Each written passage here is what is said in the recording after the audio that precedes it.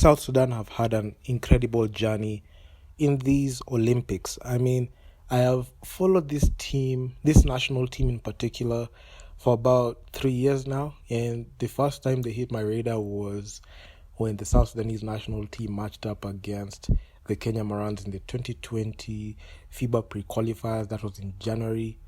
And honestly, since that time, the Kenya Morans were somewhat on top, but, they have regressed. But the South Sudanese team hit my radar at that time. And I've taken a keen interest in following them because I felt like they had the blueprint of the future, and the future they had was just so bright. It's been a 4-year journey that they've had. As Luol Deng kept on reiterating when he's asked about the South Sudanese national team, it has been a journey, and a lot of things have fallen into play, and they took the right steps, made the right turns, and took the perfect road taken. I mean, the highway, if you will, because if you look at from top to bottom, the South Sudanese national team, the South Sudanese Federation, the South Sudanese government, they have gotten behind Luol Deng. And man, thanks to Luol Deng being able to use his financial resources from his side, I know he signed a contract in 2016. A lot of people with the Lakers, a lot of people were saying that was the worst contract the Lakers signed, and honestly, it has paid off because he has used his resources, he has used his wealth, and he has used his finances to fund the national team. And Luol Deng was able to convince the South Sudanese government that basketball is something that can be able to build a brand for South Sudan and just put them back on the map. And with these Olympics, I mean, they were just sensational because, as I just said earlier, they started their journey in 2020.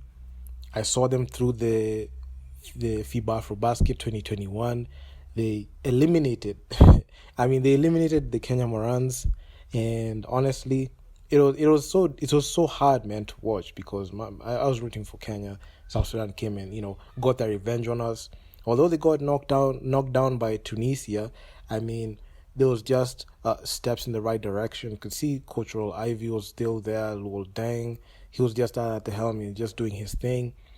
And in 2022, that team never skipped a beat because I can say after the FIBA Afrobasket, they just continued to pile on, and they continued to just be a very, very great team. They operated like a well-oiled machine, and I don't think there was any doubt that this team was not destined for greatness because they went ahead and did the unthinkable, finishing 6-0, beating the powerhouse Tunisia. Tunisia, mind you, at that time, they had not lost a game in their whole FIBA Afrobasket run in 2021 when they lifted that trophy. So in the FIBA World Cup qualifiers, man, South Sudan just came out of the gate, guns blazing, and they just went ahead and just won every single game. They won a game. They won a game against Cameroon. They beat Rwanda and they beat Tunisia. And not only that, they went in the first window, the second window, they did the same. Even in the third window. In the third window, the thing that amazed me was they had a better performance against Congo DR, Senegal, and Egypt. So the Kenya Morans really struggled and they didn't even make it. They didn't even do anything because they lost all the 6 games, 5 of which they won the court. 1 was a walkover. But if you look at South Sudan, they're able to make quick work of those 3 teams. Congo DR, Egypt, and Senegal at the time. And looking at how they continued, they made the 4 windows, and they finished off the record of 11-1 as they lost against Senegal, and they're able to avenge that loss. And that loss was like very clutch. It was about like 3 points, if I'm not wrong. But you could see the determination that they had, and they made it to the FIBA World Cup, and they were 1 in 5 teams. And they were able to make it. And even when they went to the FIBA World Cup, they didn't lay down and die because they were going ahead and challenging. They beat China. They struggled with Puerto Rico in that OT. And they even matched up against Serbia. That time they didn't have Nikola Jokic. But you could see, and also played Angola, which, they beat Angola. And their good performance out of all the 5 countries. So we had South Sudan, we had Cote d'Ivoire, we had Cape Verde, we had Tunisia. So, and Angola. So out of all the 5 teams, African teams that represented the FIBA World Cup, you could see South Sudan finished the best, and they got an automatic ticket. And the other teams, the other 4 African nations, they had to go through qualifiers. When I'm saying about all the African nations, I'm talking about Cote d'Ivoire and Angola. They had to go to the Olympic qualifiers, but they couldn't make it. So we have the South Sudanese team making history. They made the World Cup. They made the World Cup, and right now you're just fresh off looking at the Olympics, and they made the Olympics their direct ticket. And in the Olympics, they didn't even disappoint, because even if they didn't make it to the quarterfinal stage, you could see all the games that they played, they were entertaining, they were good, and they produced top quality. We had Winning Gabriel in there, GT Thors there, Kalik Jones, Leak. I mean, that guy was just great. We had a couple of guys there. Luol Deng was there, and the squad was just rolling. Mariel Shayok was there. So that squad just did the unthinkable, because they're representing, not only did they represent South Sudan, but they also represented Africa, because they're the only men's team representing not only their country but the whole continent. So I made a couple of videos talking about the shade that was being thrown at the South Sudanese national team, coming from Paul Pierce, coming from this guy Gilbert Arenas. I mean, that brother needs some help. I don't know where he's gonna get that help, but anyway, it is what it is. So even through all the hate, the South Sudanese team were able to rise above it. And there's something that caught my eye, was very interesting. The way the games were officiated were not to my liking, especially when it came to that Serbia game. A lot of times you could see the officiating didn't go the South Sudanese way. And the main highlight, I must say, even despite like how things turned out, was their whole run in the lead up to the Olympics. They were able to play against Argentina. They lost, but they were able to play against Portugal. They were able to play against Team USA. The Team USA in the exhibition game was so great, and it was very historic. And a lot of people, prior to the Team USA matchup in Group C, a lot of people, really changed their perspective on how they looked at South Sudan, because prior to the exhibition game against Team USA, a lot of analysts, Skip Bayless, Paul Pierce, Gilbert Arenas, they really felt indifferent about this South Sudanese team, and they felt like Team USA just gonna blow them out, but that wasn't the case. And after that 101 win for Team USA, a lot of people looked at the South Sudanese differently, and they said, you know what, we cannot just say that this team can't be able to do it. Because even in that actual game against Team USA, the match was very interesting. I can say both on offense and defense. I can say that the South Sudanese team gave it their best, Okay, so sometimes, you're matching up against a team that is very storied, like Team USA. They've been there, done that. They've won multiple gold medals, and also having one of the greatest players in the NBA, in LeBron James. I'm not going to say he's the greatest player in the world, because there are so many people to compare him to. He's the greatest player in NBA history, not in basketball, but in NBA history. So you have that, the Avengers. So it was so difficult for South Sudan to be able to, go ahead and, win that game, because every single time, especially in the fourth, Team USA just kept piling on. And that Serbia game was actually so difficult for me to watch, because I can say some calls were just controversial, and it was so difficult to be able to just win that game when they are not allowed to play their style. But anyway, it is what it is. Serbia, they got the bronze medal, the Team USA got the gold, and France got the silver. So it is what it is. But South Sudan, the national team, they were received very well when they went home. Even I made a video talking about how the whole nation was just backing them. They had like 11 watch parties. We had a whole congregation of people just sitting there in South Sudan, just supporting, not only from Juba, but also you had South Sudanese nationals in the PMRA stadium going there to support the national team. So you can see the whole nation was just behind them. And I dare say, even yours truly, I was behind them because I felt like, good quality basketball needs to get rewarded. And honestly, I like and I enjoy watching a team that is well run or well managed, has top quality.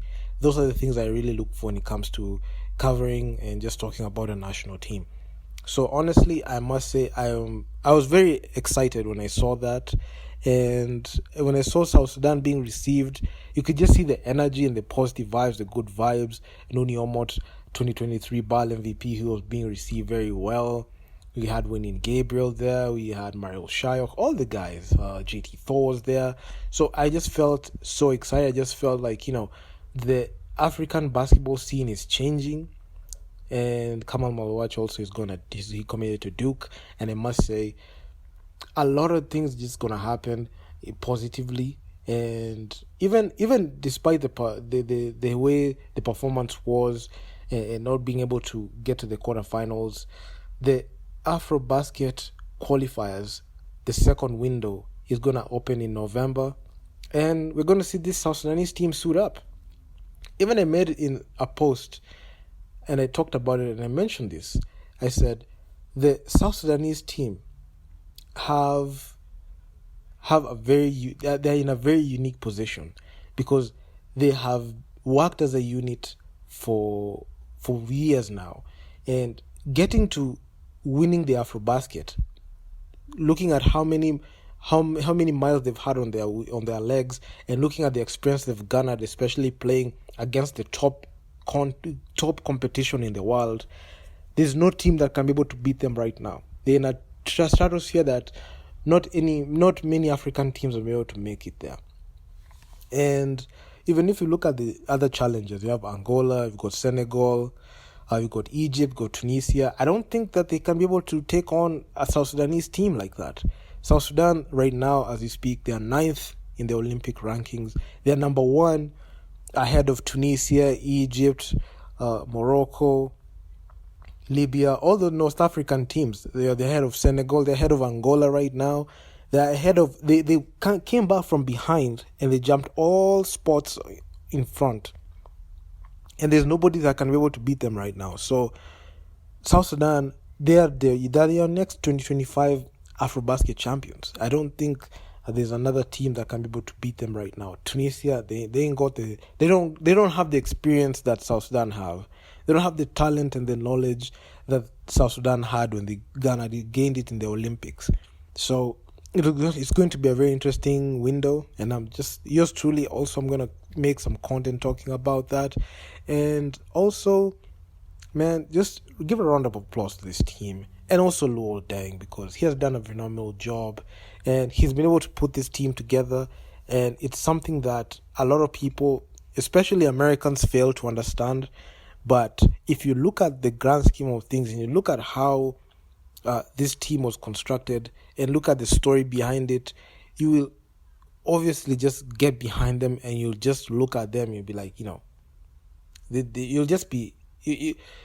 You'll just feel their energy and their positive energy, and you can't even go ahead and say anything negative or even bad about them, because what they've been able to do, given their resources, they are the youngest country in the world. They're the youngest country in the world. Got their independence.